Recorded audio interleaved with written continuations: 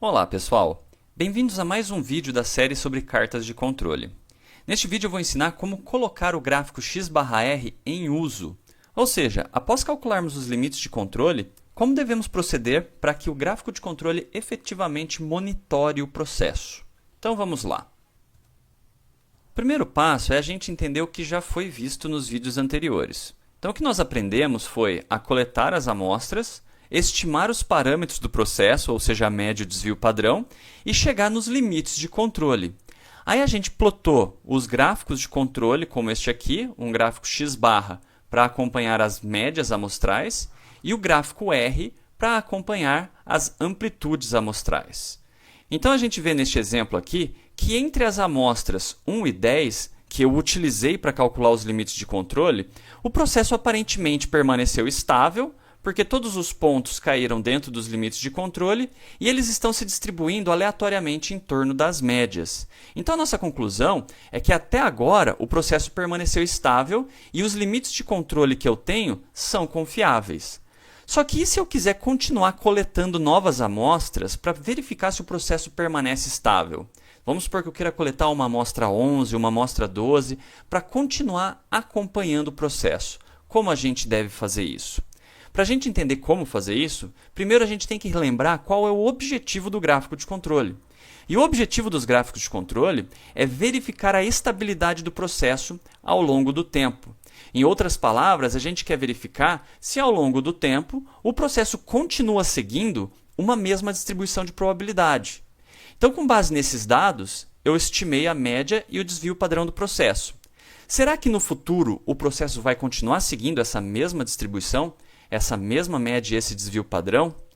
Por isso que, depois que a gente chega nessa etapa em que a gente tem os limites de controle, a gente precisa continuar coletando dados do processo. O nosso trabalho não acabou. A gente precisa continuar coletando amostras para verificar se o processo permanece estável. Basicamente, a gente quer que o processo continue seguindo estas mesmas distribuições de probabilidade. Para deixar tudo mais claro, eu coloquei aqui a tabela de dados que foi utilizada para chegar neste gráfico x-barra, que é o gráfico que estava no slide anterior. Então, nós temos aqui 10 amostras de tamanho 4, aí a gente calcula as médias amostrais e as amplitudes amostrais, e com base nestes resultados aqui, o x/barra e o r/, a gente consegue estimar os parâmetros do processo, a média do processo, o desvio padrão, e os limites de controle que estão aqui. Se vocês tiverem alguma dúvida sobre como chegar nesses limites, basta assistir aos vídeos anteriores. Só que daí, agora que a gente chegou nesse ponto, surgem algumas dúvidas. Vamos dar uma olhada aqui. Então, agora que nós temos os limites de controle, quais conclusões a gente pode tomar? Então, a gente olha para o comportamento das amostras e percebe que o processo está estável, né? Então, a gente já tinha dito isso anteriormente. Essa é a principal conclusão que a gente pode tomar. Aí a segunda pergunta é: o estudo sobre a estabilidade do processo acabou? Bom, até o momento, entre a amostra 1 e 10, a gente pode falar que o processo está estável. Mas e no futuro? Então a gente precisa continuar coletando amostras. E aí surge uma outra dúvida, e essa é muito importante. Se eu continuar coletando mais amostras, os limites de controle vão mudar? Eu vou ter que calcular os limites de controle de novo? E a resposta dessa pergunta é não. A gente não tem que recalcular os limites de controle. Só que isso eu vou explicar no próximo slide. E outra pergunta que geralmente surge é essa daqui. E se algum ponto tivesse caído fora dos limites de controle na hora que a gente estava calculando os limites? Então a gente nem tinha nenhuma informação sobre o processo, a gente não sabia a média e o desvio padrão, coletamos as amostras, calculamos os limites e aí caiu um ponto fora. O que a gente tem que fazer? Nesse caso, a gente tem várias decisões que podem ser tomadas. E eu vou preparar um vídeo só para explicar isso, o que fazer quando um ponto cai fora dos limites de controle. Tá? Então não vai ser o foco deste vídeo, mas vai ter um outro vídeo só para falar sobre isso. Bom, então vamos agora entender por que a gente não recalcula os limites de controle quando a gente continua coletando novos dados. Quando a gente decide aplicar os gráficos de controle em um processo, a gente pode dividir essa aplicação em duas fases. Essa primeira fase aqui é a fase da estimação dos parâmetros e a segunda fase seria a fase de monitoramento da estabilidade do processo. Na primeira fase, a gente tem que pensar que a gente ainda não sabe nada sobre o processo. A gente não sabe qual é a média, a gente não sabe o desvio padrão do processo, a gente não sabe nada. Então a gente é obrigado, a gente tem que coletar um conjunto de amostras, e aí gira em torno de 25 amostras de tamanho 4 pelo menos, para a gente ter uma boa ideia de quais são os parâmetros do processo. Porque a gente não sabia nada sobre o processo, então a gente precisa dessas amostras para saber a média e o desvio padrão e, por consequência, conseguir calcular os limites de controle. Então, depois que a gente calcula esses limites de controle e verifica que eles foram obtidos com o processo estável, ou seja, todos os pontos caíram dentro dos limites e se distribuíram aleatoriamente em torno da média, aí sim a gente pode partir para a segunda fase, que é a fase do monitoramento da estabilidade. Nesta fase, o que a gente quer é que o processo agora continue se comportando igualzinho ele se comportou na fase 1.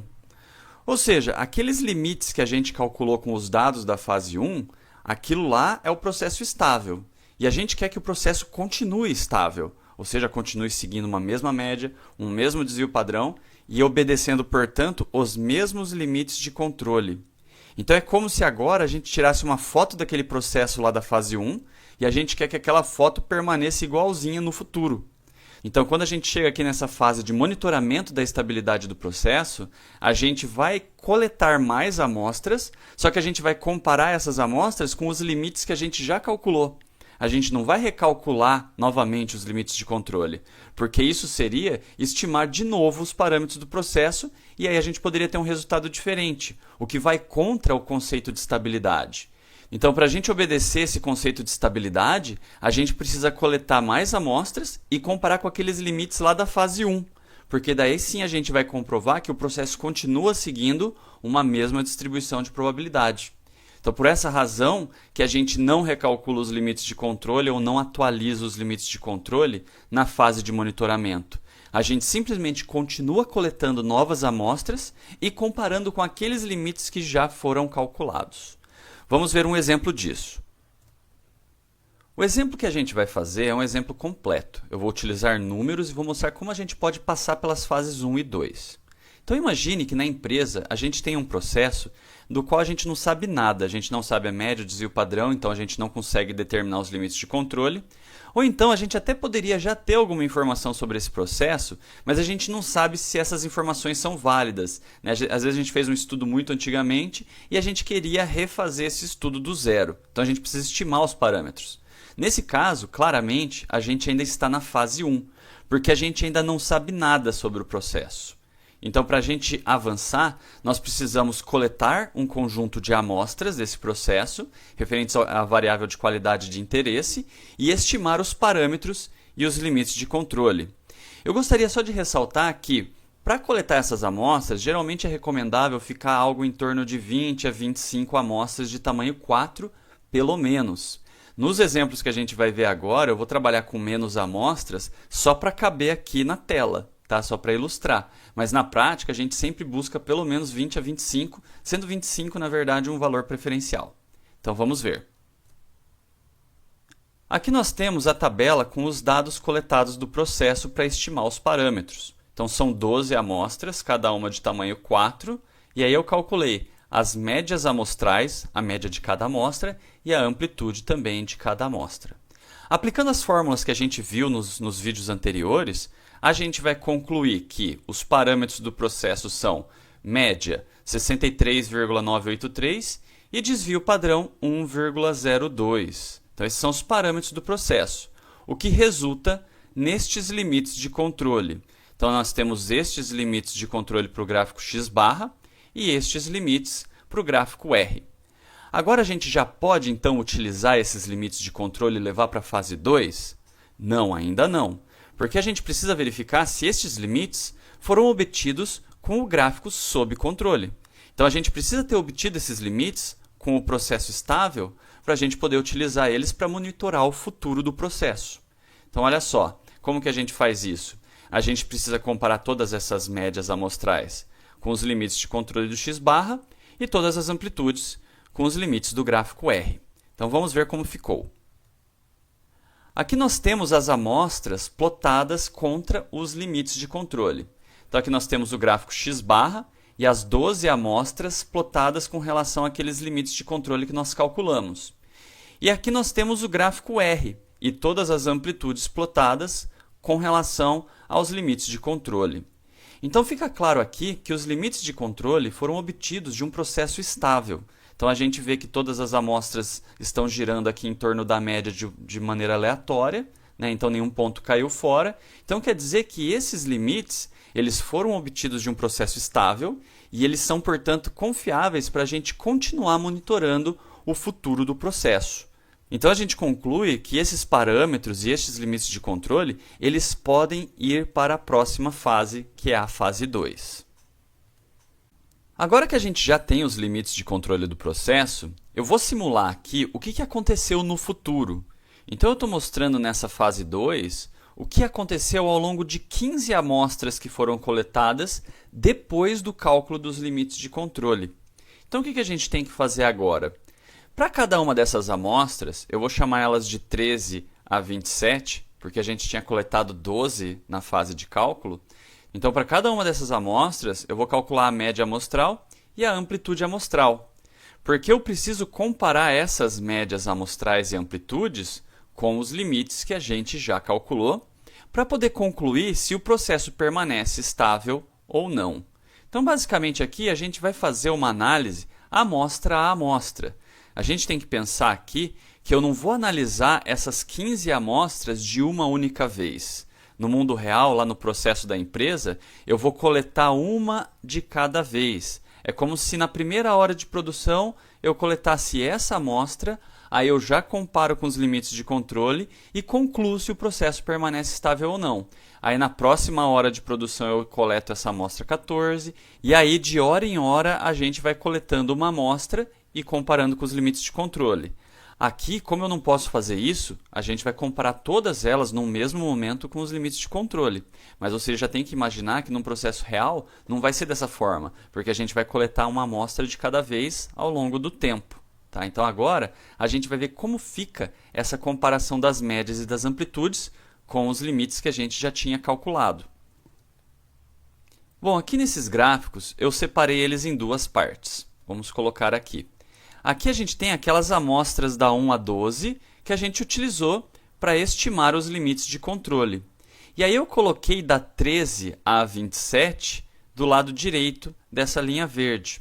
Só para vocês verificarem que eu continuei utilizando o mesmo limite de controle para acompanhar essas novas amostras. Então imaginem que, na medida em que o processo vai avançando, eu vou retirando amostras e plotando elas aqui nesse gráfico, uma a uma.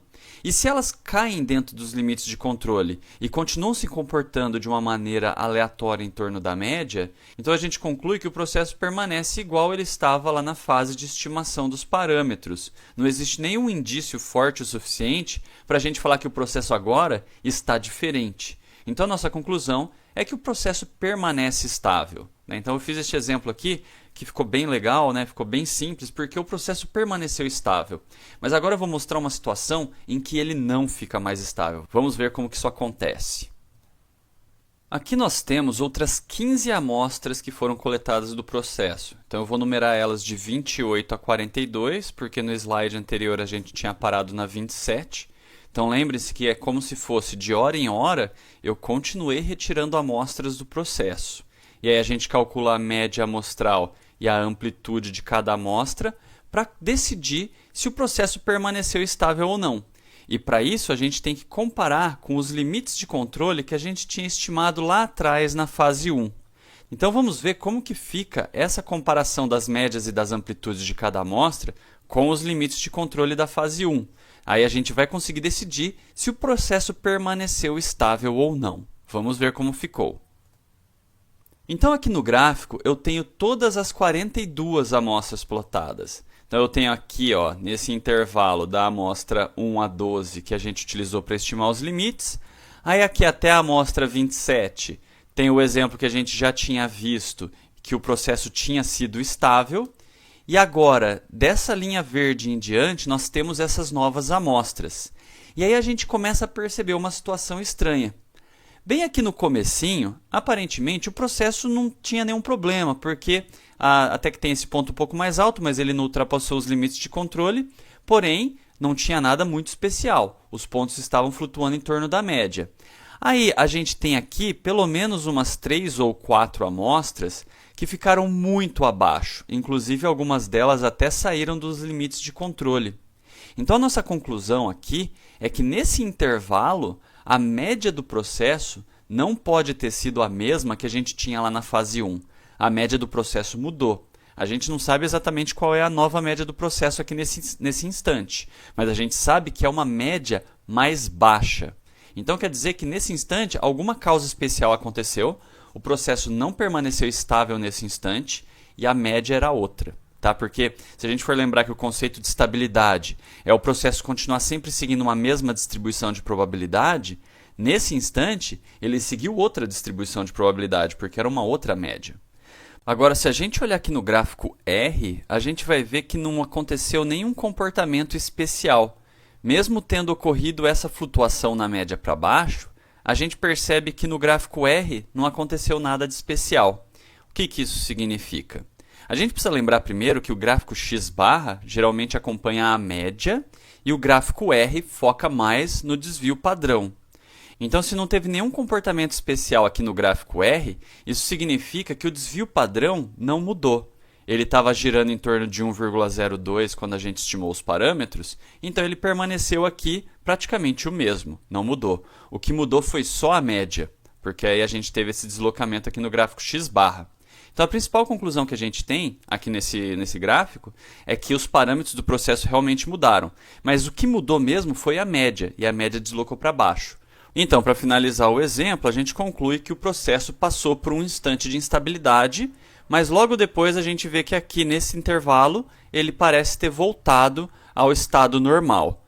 Para a gente confirmar se ele realmente permaneceria estável, a gente teria que continuar coletando mais amostras. E para finalizar o vídeo, eu gostaria de fazer apenas alguns comentários finais. Quando a gente vai passar pela fase 1, que é a fase de estimação dos parâmetros, o ideal é que a gente faça essa coleta das amostras no intervalo restrito de tempo. Ou seja, a gente vai coletar esses dados em um único dia de trabalho. Porque daí a gente não fica sujeito a variações que poderiam acontecer ao longo do tempo. Afinal de contas, o nosso objetivo é estimar a média de desvio padrão do processo quando ele está estável. Se a gente esperar muito tempo, a gente pode ter passado por alguns períodos de instabilidade. Além disso, o ideal é que a gente foque em um único dia e nesse dia a gente tente deixar o processo na sua melhor situação possível, ou seja, livre de causas especiais de variação, para que a gente possa coletar esses dados sem a influência de instabilidades. Então a gente vai lá, melhora o processo, deixa ele bem legal na situação ideal, estima esses parâmetros e aí os parâmetros e os limites de controle vão ser referentes ao processo na sua situação ideal. E aí no futuro, se a gente utilizar esses parâmetros e esses limites de controle, a gente vai estar verificando se o processo permaneceu dentro da situação ideal. Por isso que a gente faz a coleta dos dados na fase 1 dessa maneira. E aí depois que a gente fez os cálculos, a gente fixa esses limites, como a gente já viu nos exemplos, e continua usando os mesmos limites para comparar as novas amostras retiradas do processo. Mas a gente nunca mais vai atualizar esses limites? A gente nunca mais vai calcular de novo o limite de controle? Não. Na verdade, o ideal é que de tempos em tempos, por exemplo, uma vez a cada mês, 2 meses, a gente reinicie todo o processo.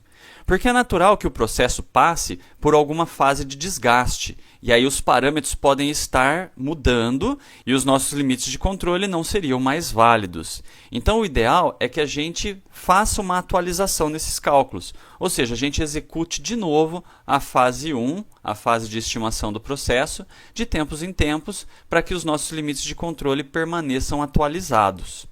Outra coisa importante é que sempre que nós fizermos qualquer modificação ou melhoria no processo, a gente vai ter que estimar de novo os parâmetros do processo. Porque se a gente faz uma melhoria, essa melhoria vai ter algum impacto na mudança da média ou no desvio padrão do processo. É por isso que a gente não pode continuar utilizando os mesmos limites de controle se a gente faz alguma melhoria ou alguma mudança, porque certamente essas mudanças tiveram algum impacto nos parâmetros do processo e os limites vão deixar de ser confiáveis. Bom, pessoal, era isso que eu tinha para esse vídeo. Espero que tenha ajudado e esclarecido as dúvidas de vocês e até um próximo vídeo.